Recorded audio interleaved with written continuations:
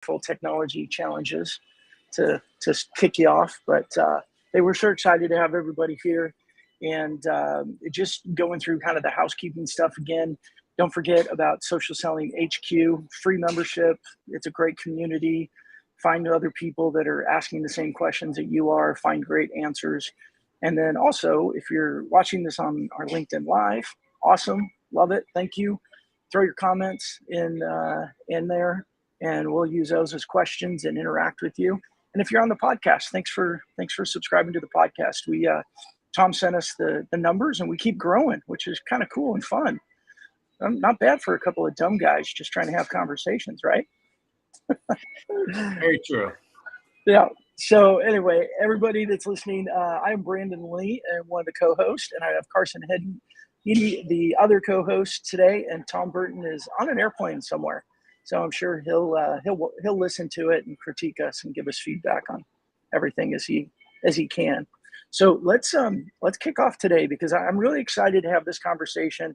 And Carson, we especially wanted to make sure that you were on for this conversation, because the topic around out-of-the-box KPIs that actually move the needle, our topic for the day, was really inspired by a comment that you made in one of our shows when you were sharing about one of the conversation topics that you share with your team, or your team shares with each other at Microsoft.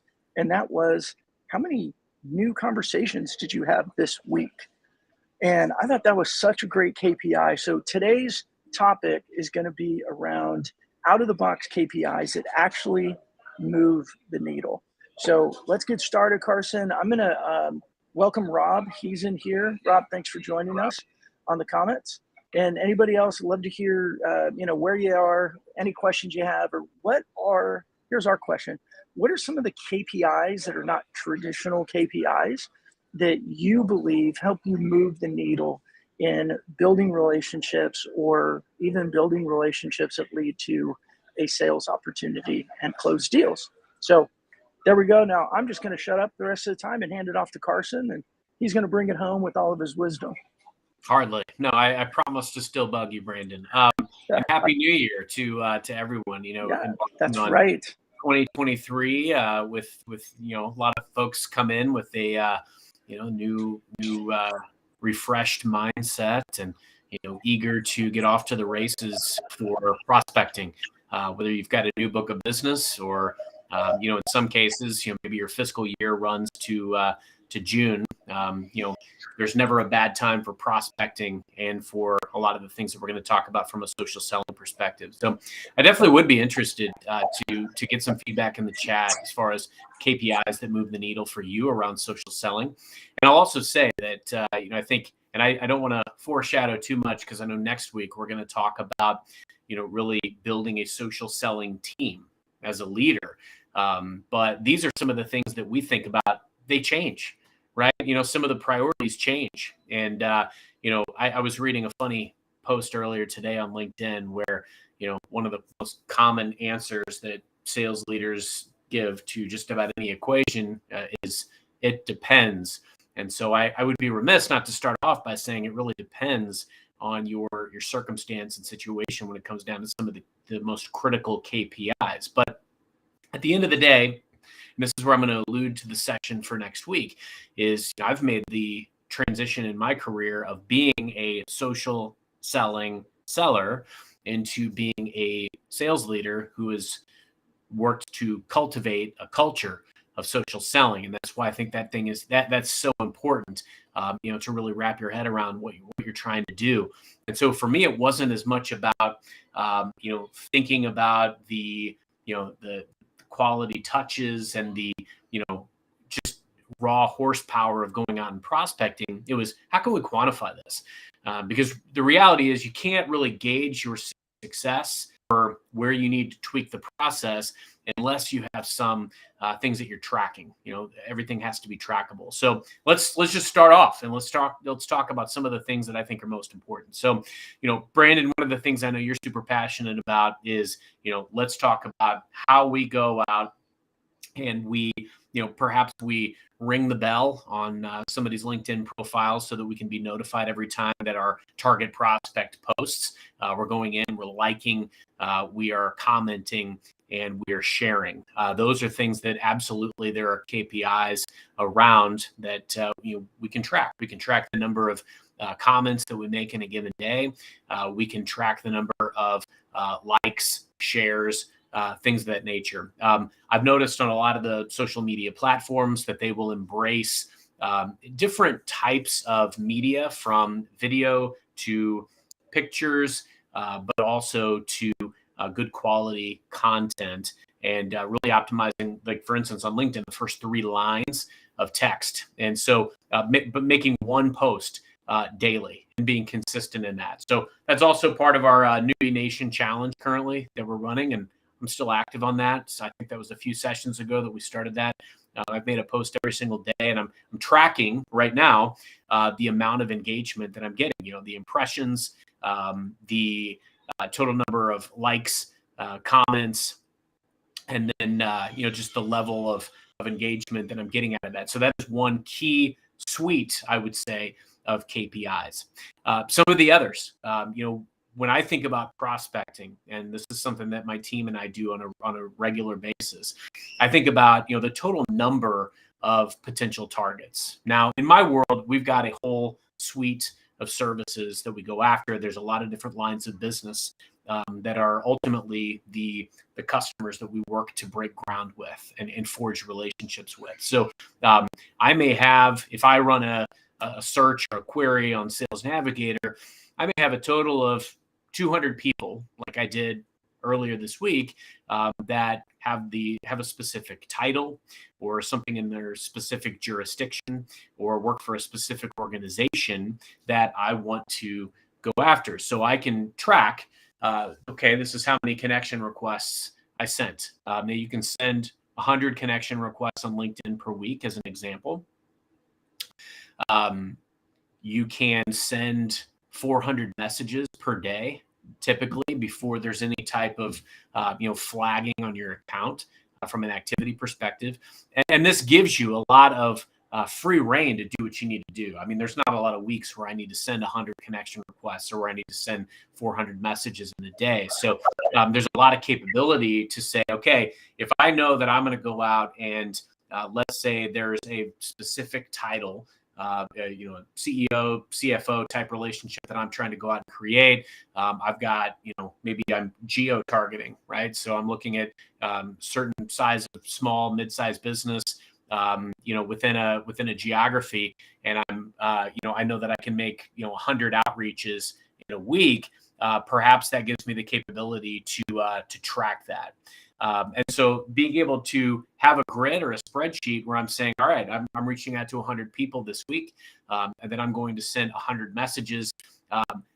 Now let's dig in another layer. And so, Brandon, to your earlier point, talking about some of the, what quality relationships did we get as a byproduct of this outreach? What meetings did we set up?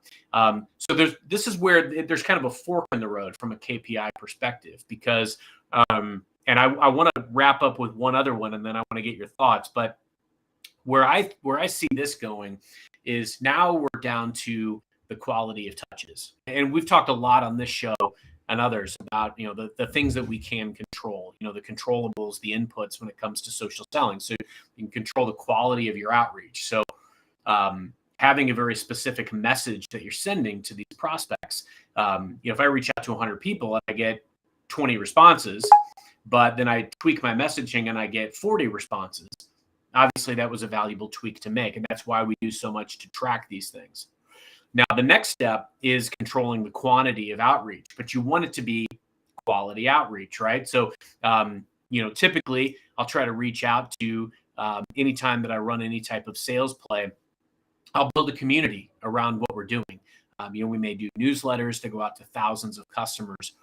We may do webinars. And I think it's important to have a balance of very focused plays that you're doing, very niche, very targeted writing to a very specific targeted prospect for a very specific solution that you're trying to drive, all the way compare and contrast to reaching out to thousands of folks with a newsletter that is laced with some type of telemetry based output, so that I get a readout of who's reading it, what are they reading, how long are they sitting on this for. And I've seen these through tools like Seismic, tools like Smart Links, which is out of Sales Navigator. And that is a whole nother layer of KPIs, being able to really track the quality and quantity. The last one that I wanted to bring up, and I wanted to get your thoughts on and the audience's thoughts on, is the merit around the social selling index, because that is kind of a governing KPI, right? The ability to go into Sales Navigator and see the social selling index that you have that's really built around, hey, am I building the right relationships? Am I using these tools in order to go out and find a very targeted group of people based on geography, based on organization, based on industry, based on title, et cetera? And then how am I engaging with insights? Because the social selling index will really comb the entire LinkedIn suite of services to give you a score that shows how well you're leveraging those things collectively. I see some really good questions in the chat. I want to get to those, but first, Brandon, I'd love to get your thoughts on some of the things that I walked through, and then what I've missed, because I know that you and I have different styles, but also missions that we're going after in our respective endeavors. Yeah. Am I causing feedback when I go off mute? It's minimal. Yeah, sorry, I'm on the road, everybody, and that happens. Yeah, I mean, hey, Carson, all great stuff, and we do have slightly different approaches, I think, or different goals, but they all kind of collectively lead towards the same thing. And I want to address what Rob said, because Rob said two different comments there. First, he said he was really concerned about the social selling metrics because they can be perceived as vanity metrics. And I agree 100% with that. I think, likes, especially views, it gives you a little bit of a gauge, but they're not gauges that I put a whole lot of merit into. Now, comments, on the other hand, depending on the type of comment, I think there's value because of this. And it goes to Rob's second comment that he said in here, which is quality relationships established and conversations booked is, in my opinion, the metric that really matters.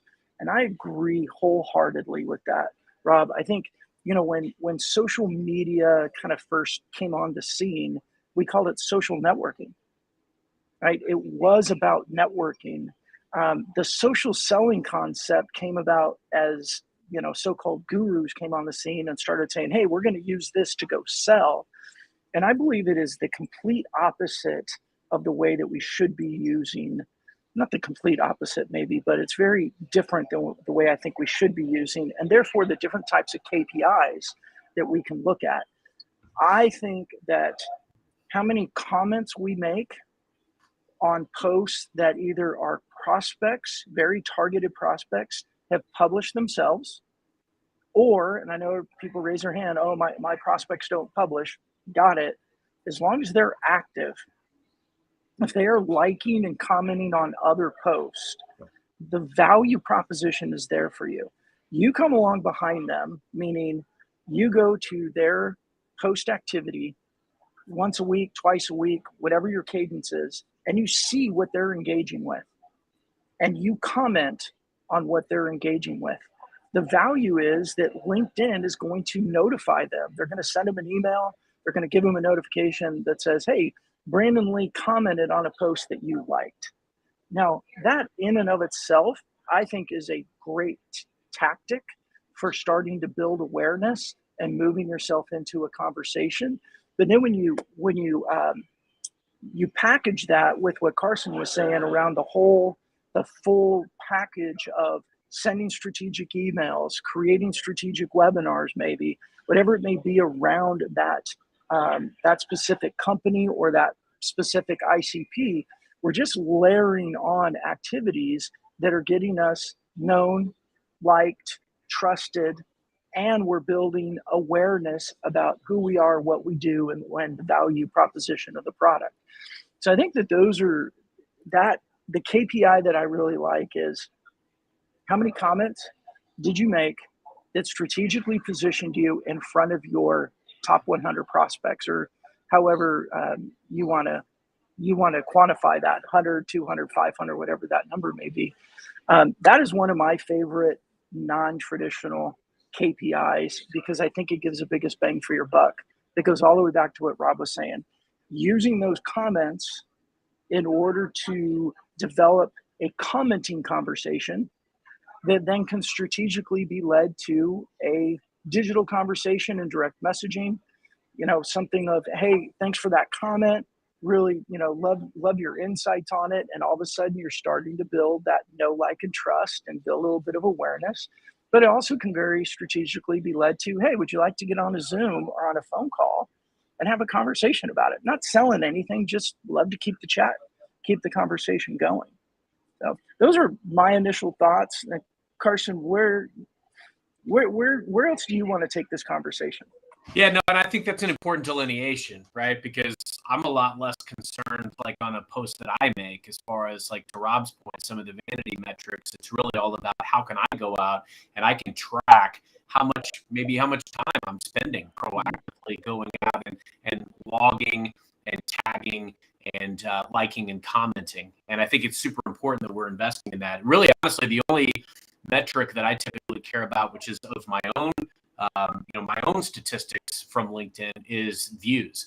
How are we going out and creating that opportunity where, think of yourself like you're a billboard, and you're creating an opportunity whereby a potential customer can view your profile and show some type of interest. Because ultimately, a lot of times, these are the types of things that can result in conversations and in a genuine, healthy relationship, because that's really all we're after. That's the ultimate governing KPI, is quality conversations, quality relationships. And that's really what it's all about. And so I think about the places that I get a lot of these, and it's reacting and responding when, for instance, there is, from my very cultivated Sales Navigator feed, I see something actionable, like a new executive or an acquisition, or something that was shared in the news about that organization. And then I can go out, and to your point, and Brandon, you said this perfectly, when I'm able to go out and I'm able to see my target prospect making these posts on different things, you get an indicator, a clear indicator of what's at the pulse of your target audience and what you need to be talking about and what you need to be showing up with unique value about and what you need to be solving for. So I think that's super important. Susan, you asked a great question in here too. Do we use the share lead list feature of Sales Navigator? And I would absolutely say yes. In fact, ironically, I was doing a Sales Navigator training earlier today. And some of the metrics don't necessarily like scream off the page when you're building a Sales Navigator strategy. But because when I go in and I follow, for instance, my team today, we cover 20 customers, right? 20 enterprise, large organizations. But there's a total of 61 in our Sales Navigator because of some of the different subsidiaries, business units, acquisitions that have been made. And so it's important to make sure that we understand that. That's the KPI that's important, right? There's 61 total LinkedIn accounts that sit in that jurisdiction and that purview. And then I can go out and I can follow all of those. Then on the flip side of that, I can go in and I can save leads, right? But I can also, it's very important that I do saved searches. And I'll go in, I'll read our marketing reports that say, these are our solution plays. These are the key stakeholders that we need to have in every single one of these business units in order to effectively run this play. And then I can go out and form a very cultivated search within Sales Navigator. And then I share that with my entire team so that they can run the same thing. And of course, they can modify it as they see fit and run it for their subset of accounts. But that is super valuable. And when I go in there and I save leads and I go back to my lead lists, it's going to show me the exact number. So talking about KPIs, it will show me the exact number of people that I've saved at every one of these organizations as I go down the list. And so that's super important when I've made the transition into being a social sales leader as opposed to an individual contributing social seller, is thinking about outcomes, thinking about the actual outcomes that are being driven from social selling. I mean, that's one of the things that I've had to prove out over my time social selling over the last decade is where can I point to results here? What tangible outcomes can I point back to? And at the end of the day, like one of the biggest ones is revenue, right? So to be able to say that I've been able to, and my team and I combined have been able to, convert over $250 million from deals that never would have existed without starting a key executive relationships on LinkedIn. It's a pretty big KPI to be able to point out. But I think you want to be intentional as you think about the KPIs that are going to be extremely important. The last thing I want to say on this thread, and Susan, you said something that I think is really impactful here too around SSI. I see a lot of focus on SSI from different folks. And I think a lot of times too, there's a lot of focus on SSI for folks that are just getting started from a social selling perspective. So hence our audience, newbies. I think it is a great place to start and start thinking about some of the things that may matter. But I'll tell you, as I've spent a lot of time prospecting on LinkedIn over the last several years, my social selling index used to be in the 90s, and it's plummeted because I use it for very different reasons. So by no means do I use it as the barometer of my success today, but I do think it is very insightful. It's kind of like taking a social selling strategy. Your KPI strategy, I wouldn't necessarily discriminate against any of the different metrics, but I would certainly be mindful of what all of them are and think about what they might be telling you about how you could do your social selling strategy differently, and maybe what KPIs are going to be the most important. And then finally, what additional KPIs might I or should I want to unearth as I proceed in my process? Yeah, and I think what you're saying there at the end too, Carson, makes a lot of sense. There's a lot of different KPIs that we could focus on, and I think it's that learning process. And part of this is we're all newbies, but try some things and find out what is moving the needle. Rob said, asked you, are you referring to views on your profile or views on a post? On the profile. I think it's important to view those daily to see who's checking you out. And they might be checking you out as a result of your outreach. They might be checking you out as a result of you liking and commenting on their posts. But I think that's important because it's kind of like viewing your marketing readout and your marketing leads, because it's a higher propensity to get a meeting. If they're checking you out, which we all know our buyers are going to check us out before they do any business with us, I think it shows that, hey, there might be a higher propensity to get that meeting. So great question, Rob, but I was referring in that case to views to your individual profile. And I agree with Carson as the views to the profile being important for that. Who's coming, who's going, what they're, where they're from. And you can get a little bit of a barometer of that. And I think, look, if somebody's come and viewed your profile and they're on your prospect list, maybe that's an opportunity to open up the door and maybe push it a little bit further.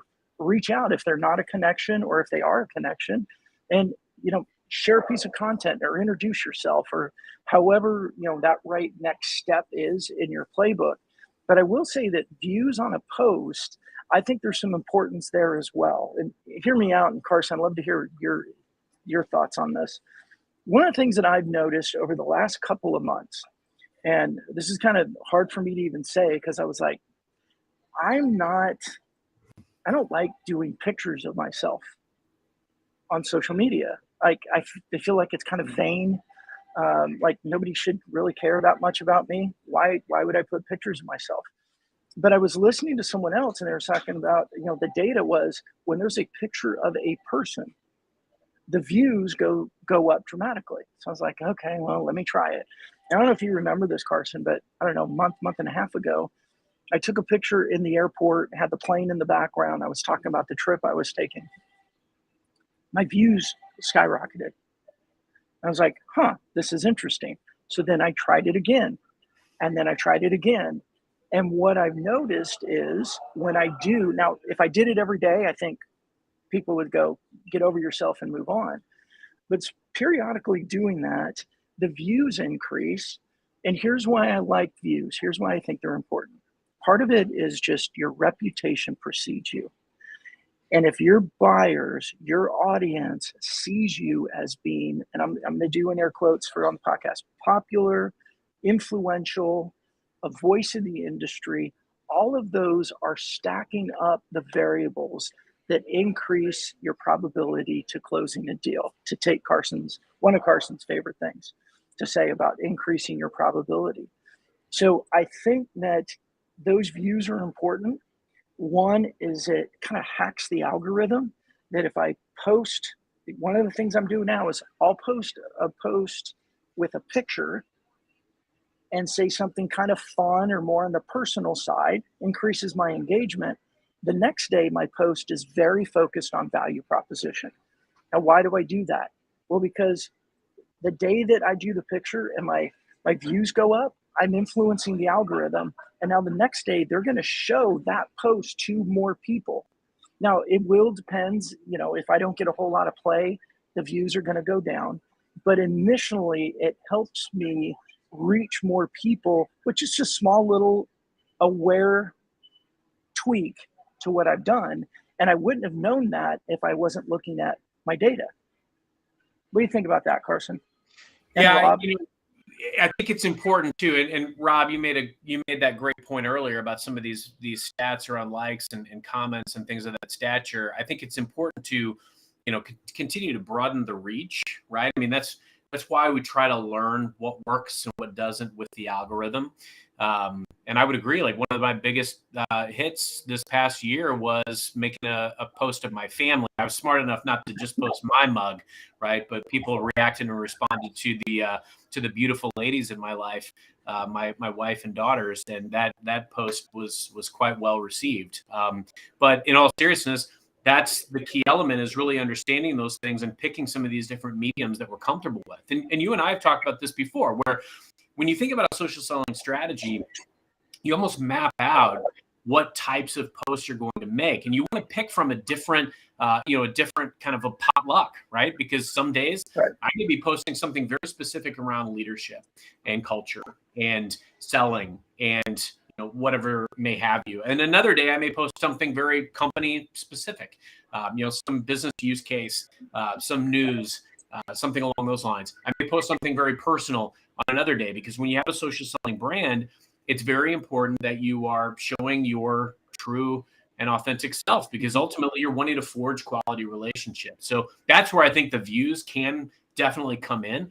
You want to increase your reach so that you can create those quality conversations. And, I think that's where those views of profile will also be a great result. I did want to say hi to Mark as well, joining us from Ireland. So Mark, thanks for being on. And, one of the other... He's on YouTube. He's on YouTube as well. He's on our YouTube channel. Ah, very nice. Look at us getting more reach. Yeah. Yeah. And I think for me to just keep emphasizing that people do business with people who they know, they like, and you can throw the trust. But the personal post, I think, have a lot of positives, and it's probably the one that's the hardest for a lot of people to do. It was really hard for me. And I did start, Carson, like you, I did pictures of my family, and I kind of took advantage of, we have 5 kids, and that's one way people will remember me, with having such a big family. And then I do the dad jokes, and they kind of remember me that way. And so I played into that. And what I've learned is those things have opened doors for me. I've had people send me messages that say, hey, I came across this, and, I come from a family of 5, or, just various things. But when we start to put ourselves out there, it's amazing how some people connect with us. And one of my best posts on LinkedIn over the last couple of years, probably ever, to be honest, and it was up over 80,000 views. And it was a picture of a 10-year-old boy on our doorstep on a little dirt bike and his helmet. And I told the story about how I heard this motorcycle coming up our driveway, and we kind of have a long driveway, so I knew it was coming up. I go walking out to go see who's coming up. And again, with 5 kids, I'm going through the Rolodex of oldest child, next child, like who do we know that's on a motorcycle? And of course, here's our 10-year-old neighbor, great kid, pulls up his little eye shield and goes, hi, Mr. Lee, can Zoe, who was 8 at the time, can Zoe come out and play? And it just struck me as really funny that somebody was on a motorcycle asking for my 8-year-old daughter, right? So I just told that as this little story, and it just took off. And I have people commenting on it that were my second or my third connections, and it resonated with a lot of parents. And it resonated with other people that said, oh my gosh, I remember when a guy I went on a date with showed up in my house on a motorcycle, and this is what my dad said. And like all these stories came about, and I created, I don't know, like 50, 60 new connections from it. but there were people that felt like they knew me or they resonated with me, like we had some sort of a connection. And I think going all the way back to what started this topic was, Carson, you and your team talking in your meetings about how many new relationships did you build this week, or how many new conversations did you have? And for me, it always comes back to when it changed my life dramatically. Unfortunately, I was older than I should have been when I learned it. Was it's who you know, not what you know. And obviously, we have to know things. We need to be smart and we need to be wise. But who we know is where doors get open. And social is the tool that I've seen to do that the best, the widest, outside of paying a lot of money to have someone write a book, or to pay a lot of money to be on stage somewhere, or some of the other ways that we can pay to play. I think for the average salesperson, this tool, when tweaked, is such an efficient tool to meet your prospects and others and create those conversations. Super powerful. And it's like we talk about all the time. Your approach is going to be personal to you. And that's why I think at the end of this, if you're sitting down today and you're thinking about what KPIs should I be thinking about, or socializing, or working with my team, think about what activities and what mediums lead to quality conversations. Because quality conversations will beget relationships, relationships will beget pipeline, pipeline will beget deals. And at the same time, being versatile and flexible so that you can adapt and pivot as you kind of learn from what's working and what's not. I mean, I look back at a decade of social selling. I've changed my outreach verbiage dozens of times, but every time I change it, my probability of getting the meeting goes up, and up, because it's tailored toward what objections am I getting, and now I can be counterintuitive in my approach. Same thing with thinking about all the different ways that you can engage your audience. Where are they? I can do KPIs for every platform I'm on: LinkedIn, Twitter, Instagram, TikTok, whatever it is. I can talk about what posts I made.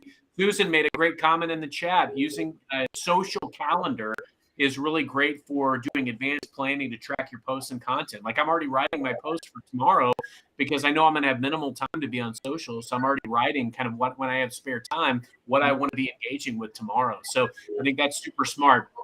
And then lastly, I would say, like, for all these things that I've started to do over the years, whether it's, doing a webinar, or doing a newsletter, or doing posts to these different profiles, or investing time in going out and sending connection requests, or following people on Twitter or Instagram or whatever that that are basically people that I want to create a dialogue with.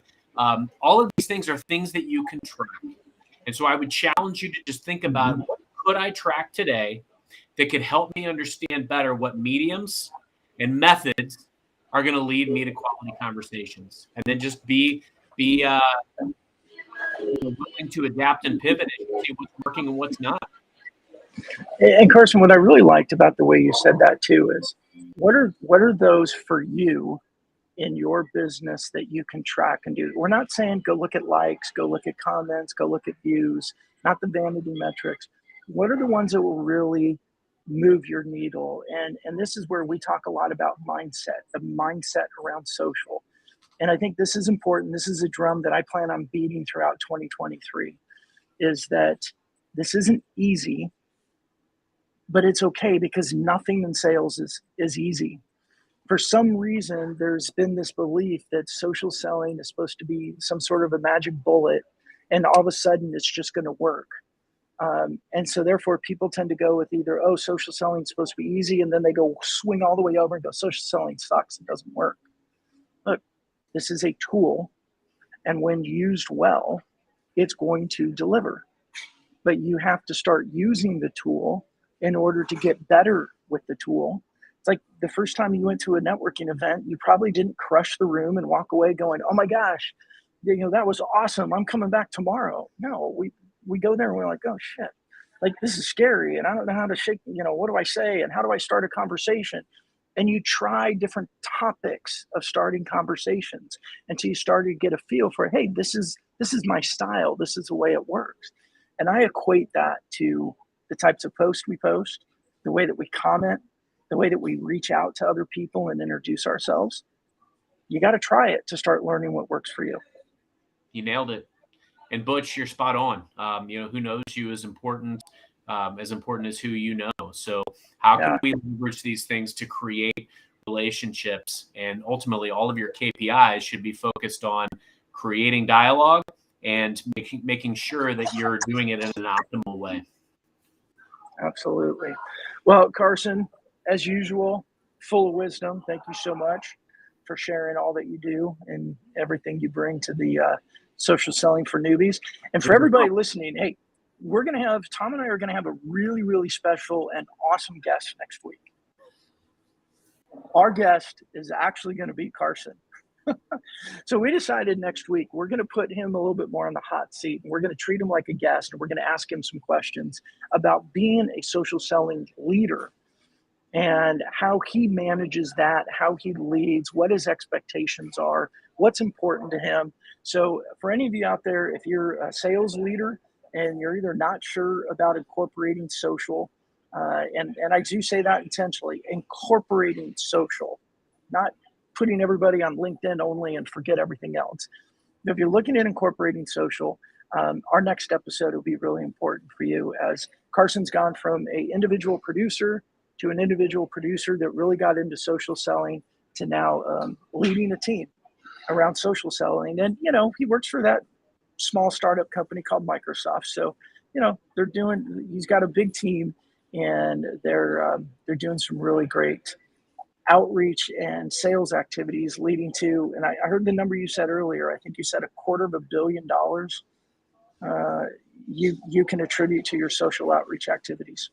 That's right. Yeah. And it is a mindset shift. It's really thinking about, how can we get a team to understand the value and adopt? It's kind of the flip side of a prior episode that we did, where it's really understanding the data behind it and selling your manager on it. How do you develop a culture of social selling? All right. Well, everybody, thank you so much. Those that are on the LinkedIn Live, Susan and Rob and David and Nikki and Rob, I don't know who else I forgot. We had Mark, our first comment through our YouTube channel, which is really awesome. Thank you so much for coming. Everybody on the podcast, we appreciate you just as much. And be sure, if you're finding value in this, to share it with your friends. And excuse me, my allergies are killing me today. But also remember the free community at Social Selling HQ. We got new features in there, and we're really planning to do a lot more activity in there, kicking off here in January. So be sure to come and join that community and tell us what you know and ask the questions you need answered. And somebody in there is bound to be able to help you out. So, all right, everybody. Thanks so much. And Carson, you want to close us out? We'll see everyone next time. Thanks for being with us. And until then, happy social selling. That's my favorite part of the show, Carson.